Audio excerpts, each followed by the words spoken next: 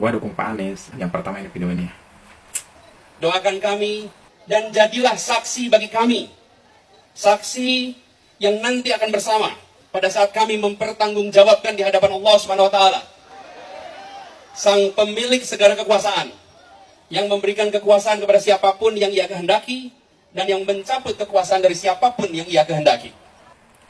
Nah, gue yakin sih seseorang atau pemimpin yang dia berani ngomong minta kesaksian dari rakyatnya yang udah dipimpinnya nanti di hadapan Allah Subhanahu wa taala, ini hanya datang dari seorang yang emang benar-benar dia udah melaksanakan tugasnya dengan tulus dan benar gitu. Kalau menurut saya, walaupun nggak 100% ya, cuman para pemimpin-pemimpin yang udah pensiun-pensiun jarang seperti ini pidatonya, seperti Pak Anies ini. Yang kedua video ini teman-teman. Jadi sebetulnya saya ini tidak pernah menggunakan meja ini untuk duduk. Saya selalu pakai ruang di meja yang satunya. Kenapa? Karena meja ini itu membuat kalau duduk ada strata. Yang duduk di depan inferior, yang duduk di sini superior. Tapi kalau pakai meja diskusi itu setara. Jadi meskipun saya duduk dengan kepala dinas, kepala biro, sekda itu setara. Tapi kalau duduknya di sini itu seperti menghadap loh.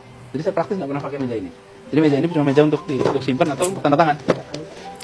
Nah, di video ini gue salut banget sih, gue terharu juga sama dia ngomong punya kursi jabatan gubernur, tapi kalau ada sesuatu yang didiskusikan dia memilih di ruangan lain yang duduknya sama rata gitu. Dia mengedepankan kesamaan.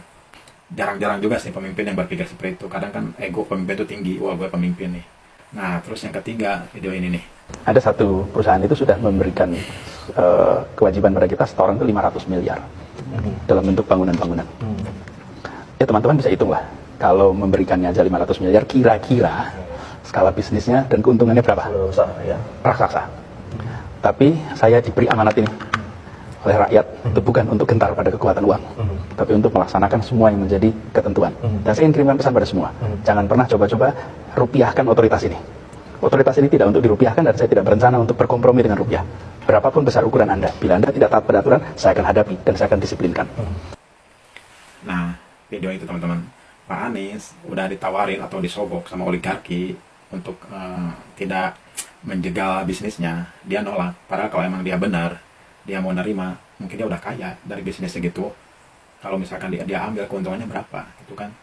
Ya mungkin walaupun orang-orang banyak yang bicara Pak Anies korupsi, menurut saya sih ini bisa mematahkan argumen mereka sih. Karena kalau emang benar Pak Anies korupsi, apalagi ini ditawarin uang segitu banyaknya gitu, perusahaan bukan uang perusahaan, yang penghasilannya kan lebih dari itu.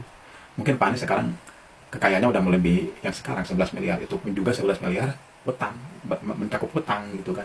Kalau menurut gue sih, ya alasan gue sih itu sih, kalau alasan gue yang masuk akal menurut gue sih. Ya selebihnya kan kinerja Pak Anies itu yang sering ditampilkan sama teman-teman ya, karena mungkin banyak gosip-gosip atau fitnah terhadap Pak Anies, justru malah makin banyak bermunculan kebaikan-kebaikan Pak Anies yang menjadi counter fitnah tersebut gitu. Yang menurut gue sih itu teman-teman ya. Mudah-mudahan kalian bisa menyikapi dengan hati yang jernih atau pemikiran yang sehat. Kalau kalian rakyat biasa, kalian membenci Pak Anies, mending kalian taubat deh, mending kalian taubat asli, karena terpengaruh dengan video-video hoax atau video-video yang dikasih buzzer. Kalian dengan taubat sih. Kalau memang kalian nggak mau milih Pak Anies, ya kalian jangan ikut membenci, mending kalian tampilkan kebaikan-kebaikan capres kalian, biar ada referensi buat orang lain untuk milih capres kalian gitu. Kalau menurut gue sih itu sih, kalau menurut gue ya.